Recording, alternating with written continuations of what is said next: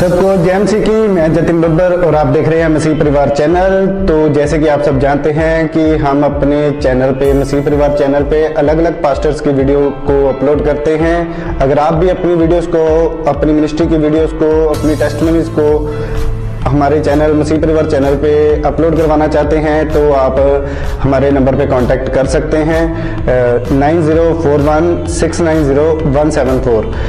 तो अगर आपको हमारा चैनल अच्छा लगता है, अलग अलग पास्टर्स की वीडियो देखना अच्छा लगता है, ब्लेसिंग अगर आपको चाहिए तो आप हमारे चैनल को सब्सक्राइब कीजिए, लाइक कीजिए और वीडियो को ज़्यादा से ज़्यादा शेयर कीजिए। कई वचन होते हैं, आप उसकी तैयारी करते हैं, आप अपने सिचुएशंस को देखते हैं, आप लोगों को देखते हैं, उनकी केसेस को देखते हैं, आप परमेश्वर से वचन लेते हैं, आप वचन को देते हैं। कई बार कुछ वचन ऐसे होते हैं जो आपको इमीडिएटली परमेश्वर का आत्मा कहता है कि ये वचन को अभी आपको लोगों को देना है। एक प्रोफेटिक वचन के रूप में हो सकता है, बाइबल के वचन के रूप में हो सकता है, वो भी एक तरह का प्रोफेटिक वर्ड ही है। लेकिन कुछ खास तरह के वचन होते हैं, कई बार परमेश्वर उन वचनों को स्पेसिफिकली बोलता है कि इस संडे तुमने ये वचन लोगों को देना है। और जब पिछले कुछ सालों में जब मैं मैसेजेस सुनता हूं और लोगों को बोलते हुए देखता हूं कि मैं आपके वचन से मैंने इस तरह से बरकत पाई है, पूरी दुनिया में जब मैं घूमता हूं तो लोगों से मिलने का मौका मिलता है तो वो बताते हैं कि किस तरह से वचन ने मेरी लाइफ और मेरी सेवकाई, मेरे परिवार को बदला है। कुछ दिन पहले की ये बात है कि आज की इस मीटिंग में मुझे कौन सा वचन देना, ये परमेश्वर ने कहा है। बहुत से लोग परमेश्वर ने कहा विश्वासी हैं और मेरे साथ अच्छी तरह से चल रहे हैं, लेकिन उनकी जिंदगी में वो विक्ट्री, वो जीत नहीं है, वो शैतान के ऊपर फतेह नहीं है। और उसका कारण परमेश्वर ने मुझे बताया। उसके दो कारण हैं। आज हम दोनों कारणों के ऊपर डिस्कस करेंगे। और आपको ये मालूम होना चाहिए, आज मार्च का महीना स्टार्ट हो चुका है। आत्मिक गर्मी बढ़ेगी, जिस तरह शारीरिक गर्मी बढ़ रही है, तो आपको इन दिनों में फास्टिंग के साथ, रोज़ों के साथ तैयार रहना है। आपको ये वेट नहीं करने कि मैं रोज़े रखूं तो आप रोज़े रखें। मैंने इस साल के शुरुआत में एक्स्ट्रा रोज़े रख के ये साल की शुरुआत की थी जनवरी मंथ में, लेकिन मैंने आपको वो रखने के लिए नहीं बोला, क्योंकि मैं ट्रेडिशनल रोज़ों के ऊपर बिलीव नहीं करता हूं। मैं बिलीव करता हूं जब पवित्र आत्मा आपको किसी खास मकसद के लिए अगुवाई करता है तब तक आप वो रोज़े रखते हैं। नहीं तो आप हफ्ते में जो 2 रोज़े, 1 रोज़े, 2 रोज़े आपको रखने चाहिए। एक क्रिश्चियन होने के नाते अपनी स्पिरिचुअल एक्सरसाइज को, अथॉरिटी को, जो परमेश्वर ने आपको अधिकार दिए उन्हें यूज करने के लिए, परमेश्वर के साथ जुड़े रहने के लिए, वो 2 रोज़े कम से कम मेरा ये मानना है कि आपकी लाइफ में होने चाहिए।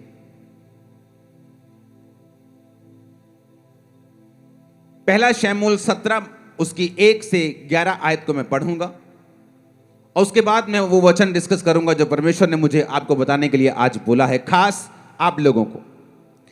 अब पलिश्तियों ने युद्ध के लिए अपनी सेनाओं को इकट्ठा किया और यहूदा देश के सोको में एक साथ होकर सोको और अजेका के बीच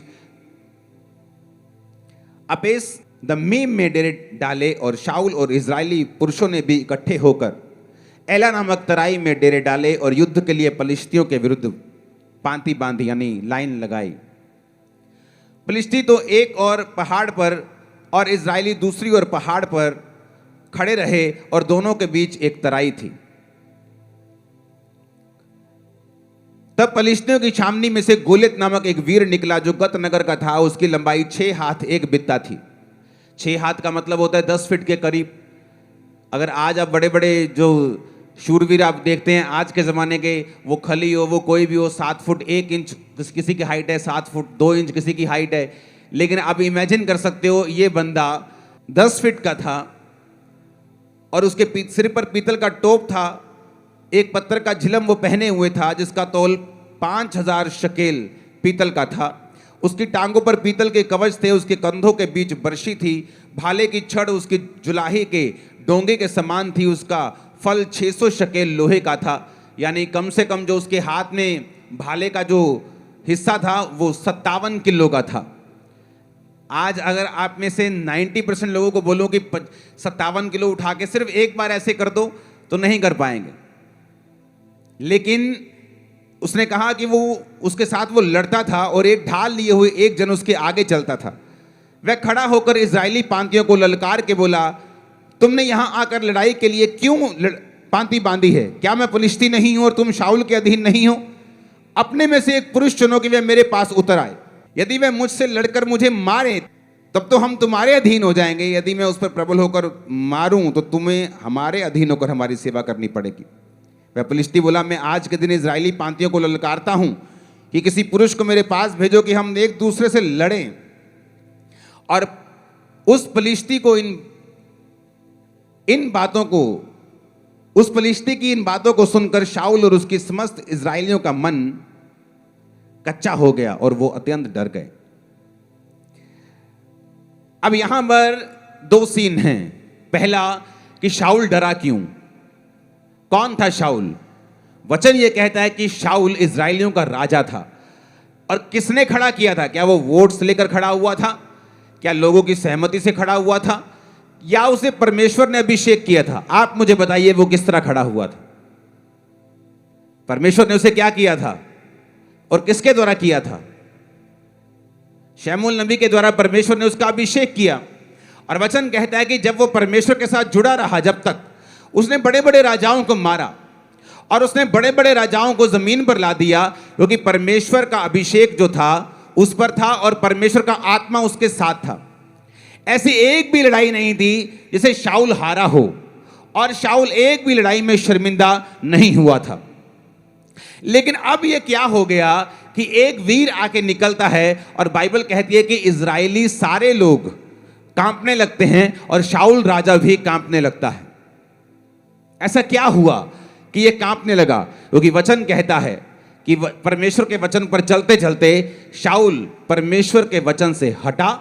उसने परमेश्वर की आज्ञाओं को मानना छोड़ दिया, अधूरी अधूरी आज्ञाओं को मानने लगा, अपने फायदे की आज्ञाओं को मानने लगा, परमेश्वर के साथ अपने संबंधों को तोड़ दिया। और इसीलिए बात गोलियत की नहीं थी।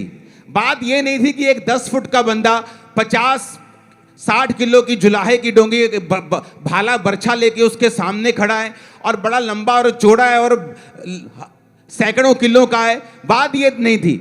शाऊल ने पहले भी उसके जैसे बड़े लोगों को मारा था, बड़े राजाओं की उसने सिट्टी बिट्टी गुम की होगी, लेकिन अब ऐसा क्या हो गया कि अब वो उस गोले से डर रहा है। बात यह है, जब एक इंसान परमेश्वर से हट जाता है, जब एक इंसान परमेश्वर की आज्ञाओं में बना नहीं रहता है, वो पाप करता है, मूर्ति पूजा करे या वो व्यभिचारों में जाए, किसी पाप में जाए, परमेश्वर से हट जाए, प्रार्थना खत्म कर दे अपनी लाइफ की, तो वचन ये कहता है कि जो अथॉरिटी होती है, एक अथॉरिटी होती है शरीर की। आपको किसी गांव का सरपंच बना दिया, आपके पास अथॉरिटी है, आप उस अधिकार से काम कर सकते हैं। लेकिन वचन कहता है कि हमारा जो राज्य है वो तो आत्मिक है। एक अथॉरिटी होती है आत्मिक। जब एक व्यक्ति परमेश्वर के वचन पे चलता रहता है तो वो क्या नोटिस करता है कि उसकी जिंदगी में एक अजीब सी दलेरी है जो उसके अंदर रहती है। वो किसी मनुष्य से नहीं डरता, वो किसी चीज से नहीं डर लगता उसको। ये बात नहीं कि बिल्कुल डर लगता ही नहीं, वो फियरलेस है। बाइबल कहती है दाऊद भी डरता था। और वचन कहता है, जब आप भजन संहिता 46 पढ़ते हैं, उसने कहा मैं नहीं डरूंगा क्योंकि यहोवा मेरे संग है। डर उसके मन में था, लेकिन वचन कहता है कि वो अंगीकार ये करता था कि मैं नहीं डरूंगा क्योंकि यहोवा मेरे संग है। अब आपको ये बात पहले समझने की जरूरत है जिस टॉपिक पे हम हैं। अब शाऊल जो था, वचन ये कहता है कि उसकी आत्मिक अथॉरिटी को वो पाप और अनाज्ञाकारिता के कारण खत्म कर चुका था। कई बार क्या होता है, आप परमेश्वर के साथ आप रिश्ते में होते हैं, आप प्रभु के साथ मेल मिलाप में होते हैं, हाँ, आप रोज प्रार्थना करते हैं, आप पाप से दूर रहते हैं, आप सब तरह से परमेश्वर को प्रसन्न करने की कोशिश करते हैं। इसका मतलब ये नहीं कि आप 100% प्रभु यीशु को जैसे चलने लग जाते हैं, लेकिन आपकी इंटेंशन यही होती हैं कि मुझे कोई ऐसा पाप नहीं जानबूझ के करना, मुझे प्रेयर में रहना है, मुझे वचन पढ़ना है, मुझे रोज़ों में रहना है। और इस तरह से जब आप परमेश्वर में चलते हैं, एक अजीब सी स्पिरिचुअल अथॉरिटी आपके साथ रहती है। जब दो व्यक्ति दोनों चर्च में आते हैं, एक आत्मिक अधिकारों के नीचे है, वो परमेश्वर में चलता है, वो प्रार्थना करता है, वो प्रभु के साथ अच्छे संबंध हैं, ये नहीं, फॉरेन के लोग मैंने देखे हैं, अच्छा संडे डबल दिहाड़ी मिल रही, संडे ज्यादा डॉलर मिलते काम करने के, तो संडे काम करते हैं, कहते वचन हम कोई बात नहीं आके ऑनलाइन सुन लेंगे। वो पैसा नहीं इकट्ठा कर रहे, वो श्राप इकट्ठा कर रहे हैं कि संडे डबल दिहाड़ी मिलती है, संडे टैक्सी का काम अच्छा चलता है, तो संडे प्रभु को छोड़ दो, कोई बात नहीं ऑनलाइन सुन लेंगे परमेश्वर क्या कहते हैं। सिर्फ ऑनलाइन सुनने से सब कुछ नहीं होगा। कई बार आप जब परमेश्वर की हुजूरी में आते हैं, आपको प्रैक्टिकली परमेश्वर वो ग्रेस देता है, अनुग्रह देता है, जिससे आप अपने जीवन की मुश्किलों से और अपने जीवन के प्रॉब्लम से और उन फाइट से बाहर आ सकें जो आपको घेरे हुए हैं, और वो ऑनलाइन रह के नहीं आती। ऑनलाइन है, कभी साल में एक मीटिंग मुझे कहीं बहुत इमरजेंसी जाना पड़ रहा है तो मैं ऑनलाइन देख रहा हूं, उन लोगों के लिए ऑनलाइन है, फौजियों के लिए ऑनलाइन है, जिनको मालूम है कि हम अपना चौकी छोड़ के कहीं जा नहीं सकते, उन लोगों के लिए है। बाइबल कहती है जब आप अधिकारों से भरे होते हैं, फर्क कहां लगता है, एक व्यक्ति जो अधिकारों से भरा हुआ है और सही तरह से प्रभु में चलता है, दूसरा भी चर्च आता है, कभी कभी प्रेयर कर लेता है, कभी कभी पाप कर लेता है, कभी कभी शराब पी लेता है, कभी कभी कुछ कर लेता है, दोनों चर्च आ रहे हैं, दोनों में कोई फर्क नहीं। वो भी हालेलुया बोलता है, वो भी आमीन बोलता है, वो भी घोषणा करता है, वो भी विश्वास करता है यीशु प्रभु है, लेकिन फर्क तब होता है जब दोनों की जिंदगियों में उनको मुसीबतों का सामना करना पड़ता है। जब दोनों की लाइफ में कोई बीमारी आती है या कोई ट्रबल आता है या कोई मुश्किल आती, जो अधिकारों से भरा हुआ होता है, और जब वो अपने अधिकारों से मालूम होता है कि नहीं मैं इस चीज के लिए नहीं बना हूं, और वो अधिकारों से उन चीजों को डांटना शुरू करता है और वो चीजें गायब होती हैं।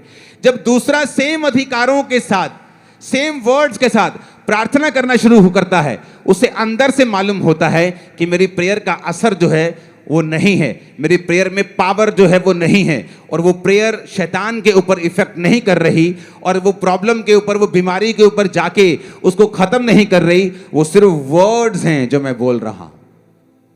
कितनों को मेरी बात समझ आ रही? जीसस क्राइस्ट, बाइबल कहती है कि एक जगह यीशु मसीह ने वचन सुनाया और यीशु मसीह ने चेलों को कहा कि अब तुम ऐसा करो, तुम चले जाओ, और चेलों को भेज दिया, जबरदस्ती लिखा बाइबल, लोगों को भेज दिया, चेलों को भेज दिया। यीशु मसीह अकेले पहाड़ पे प्रार्थना करने के लिए चले गए। जब नीचे आए तो परमेश्वर ने क्या देखा कि परमेश्वर को नाव के उस नदी के उस पार जाना था और नाव कोई नहीं थी, और बाइबल कहती परमेश्वर पानी पे चले गए चलते हुए। ये क्या था? ये एक स्पिरिचुअल एक्सरसाइज, अथॉरिटी थी जो परमेश्वर ने उसको एक्सरसाइज किया। परमेश्वर जानते थे कोई भी चीज मुझे परमेश्वर के काम करने से रोक नहीं सकती। अगर नाव नहीं है तो मैं नाव का इंतजार नहीं करूंगा, अगर मुझे जाना है प्रीच करने के लिए तो मैं पैदल चल के जाऊंगा। ये क्या था? ये अधिकार था। कैसे आया? परमेश्वर यहोवा के साथ लगातार उसको प्रेम करके, उसके साथ चल के। ये एक दिन का जादू टोना या टोटका नहीं था कि परमेश्वर ने वचन बोले होंगे कि परमेश्वर में मैं सब कुछ कर सकता हूं और वो पानी में चलना शुरू कर दिया होगा। ऐसा नहीं। कितने इन बातों को समझ रहे हैं?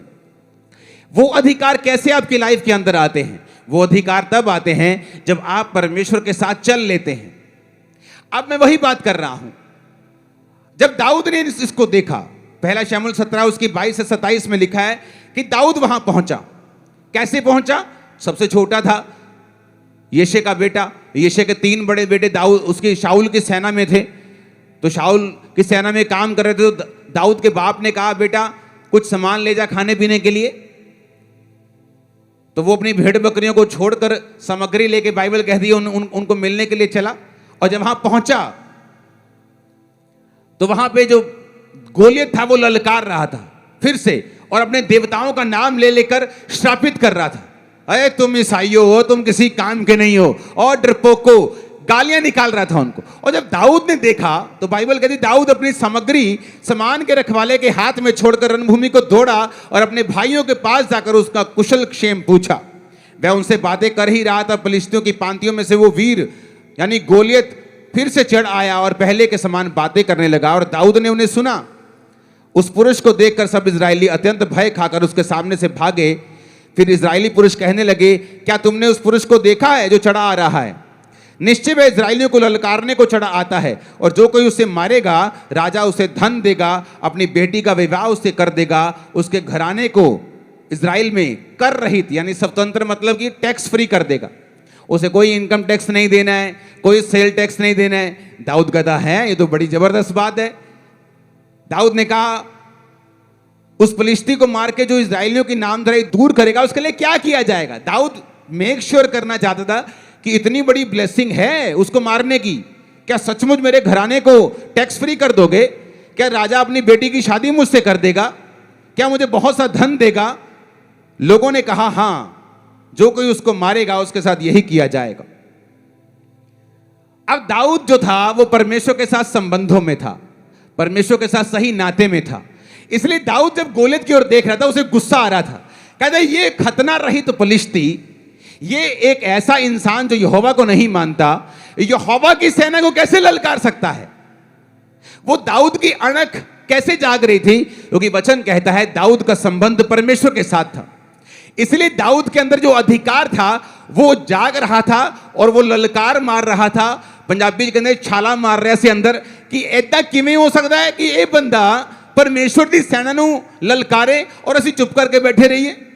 और शाऊल जो राजा था दाऊद से कहीं अधिक लंबा चौड़ा था, और वचन ये कहता है कि पूरे इज़राइल में शाऊल के कोई भी कद के जितना नहीं था, सारे उसके कंधे तक, वो भी बड़ा लंबा चौड़ा था। लेकिन अब अधिकार काम नहीं आ रहे थे। क्यों? क्योंकि अंदर से वो करप्ट हो चुका था और परमेश्वर के साथ रिश्तों को खो चुका था। इसलिए जो स्पिरिचुअल ऑडेसिटी जिसे बोलते हैं, एक स्पिरिचुअल ताकत, दलेरी जो आदमी के अंदर होती है, जब उसकी लाइफ में शैतान अटैक करता है या बीमारी अटैक करती, उसे मालूम है परमेश्वर के साथ है, वो बोलता है ए बीमारी भाग जा यीशु के नाम। वो प्रेयर में डांटता है, मास प्रेयर में डांटता है, और उसे मालूम है इस बीमारी को झुकना पड़ेगा क्योंकि मेरा संबंध परमेश्वर के साथ है। लेकिन अगर उस बंदी को पता हो कि रात को मैं ब्लू फिल्म में देख के आया हूं, मेरी लाइफ में कमी है, टाइट पे नहीं करता हूं, प्रेयर नहीं करता हूं, उसको मालूम है जो बीमारी उसको घेरती है या शैतान उसको घेरता है, उसको अंदर से पता होता है कि मैं इसको डांटूंगा तो ये भागेगा नहीं, मैं इसको भगाऊंगा ये भागेगा नहीं, क्योंकि वो आत्मिक अधिकार ओरिजिनल है और शैतान भी उन अधिकारों को जानता है अगर वो आपके अंदर है और आप परमेश्वर के साथ सही है तो। इसलिए बाइबल कहती है सिकवा के 7 पुत्र जादू टोना करने की तरह यीशु का नाम लेकर भी दुष्ट आत्मा पर फूंकते थे। जिस तरह पौलुस निकालता है यीशु के नाम में, हम भी तुझे यीशु के नाम में जाने का हुक्म देते हैं। शैतान ने कहा पौलुस को मैं जानता हूं, यीशु को पहचानता हूं, तू कौन है? क्योंकि तू बिना अधिकारों के साथ मुझे डांट रहा है। लेकिन अधिकार कैसे आएंगे? अधिकार आएंगे जब हमारा रिलेशन परमेश्वर के साथ होगा। हम प्रभु के साथ रोज के तरह रोज चलेंगे। अपना क्रूस जो रोज उठाकर मेरे पीछे चलेगा वो मेरे योग्य होगा। परमेश्वर ने कहा। होता क्या है? आपको महसूस नहीं होता। आप अच्छी डाइट खाना शुरू कर दो, आपको एकदम से महसूस नहीं होगा। आप एक अच्छे देश में चले जाओ जहां का पोल्यूशन बहुत कम हो, एकदम से आपको फील नहीं होगा।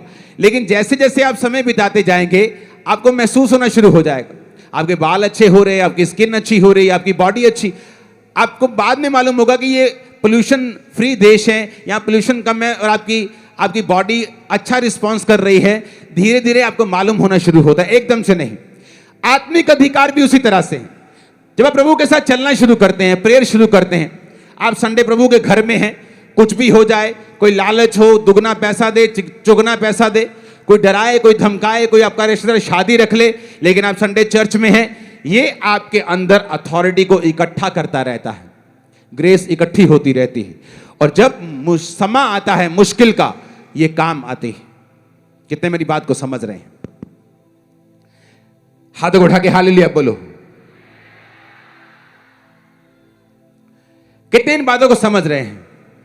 तो मैं यही बात पूछ रहा हूं, ऐसा क्या था दाऊद में कि वो दलेरी दिखा रहा था, और ऐसा क्या नहीं था शाऊल में कि वो दलेरी दिखा नहीं पा रहा था? बात यह थी, दाऊद परमेश्वर के साथ जुड़ा हुआ था और शाऊल परमेश्वर से हट चुका था। तो पहला स्टेप आपका क्या होना चाहिए? अगर आपको मालूम है कि आपकी लाइफ का गोलियत है, लोगों को मालूम है कि आपके फैमिली में ये ट्रबल है, आपकी फैमिली में मौत का आत्मा काम कर रहा है, कभी बाप मर रहा है, माँ मर रही, माँ बीमार है, अभी चाची बीमार है, अभी ताया बीमार है, आपको मालूम है कि आपकी फैमिली में गोलियत अटैक कर रहा है, आपकी अनसर्टेन टाइम पे डेथ हो रही है, जवान लोग बीमार हो रहे हैं, जवान लोग मर रहे हैं, तो आपको ये मालूम होना चाहिए कि गोलियत आपके परिवार के सामने खड़ा है। अब होगा क्या? अब रोने से कुछ नहीं होगा, चिल्लाने से कुछ नहीं होगा, बाइबल के वचनों को जादू टोने की तरह टोटका बना के बोलने से कुछ नहीं होगा, जब तक आपका अपना संबंध परमेश्वर के साथ सही नहीं होगा। हालेलुया। और जब आपका संबंध परमेश्वर के साथ सही होने लगता है, आपके अंदर अधिकार आने लगते हैं। और ये प्रैक्टिकली ही मालूम हो सकता है। जैसे मैं आपको बोलूं कि अगर आप ये खाएंगे तो आपके अंदर ताकत आने लगेगी, तो अभी आपको ताकत महसूस ना हो, लेकिन जब ताकत आएगी, अब मैं बोलूंगा क्या ताकत दिख सकती है, तुम्हें ताकतवर महसूस हो रहा है, क्या तुम दिखा सकते हो? आप बोलोगे मैं दिखा नहीं सकता, लेकिन मैं महसूस कर रहा हूं कि मैं ताकतवर हूं। आत्मिक चीजें भी ऐसी हैं। अब मैं आपको दिखा नहीं सकता कि वो आत्मिक वो दलेरी क्या है। एक बीमारी के सामने जब आप खड़े होते हैं, वो दलेरी कैसे फील होती है, मैं आपको बता नहीं सकता, लेकिन आप अगर इन्हीं चीजों को फॉलो करेंगे, आप भी महसूस कर सकते हैं उस ताकत को, उस अथॉरिटी को, उस दलेरी को जो आत्मिक रूप से परमेश्वर आपको देता है जब आप परमेश्वर के साथ चलने लगते हैं। हालेलुया।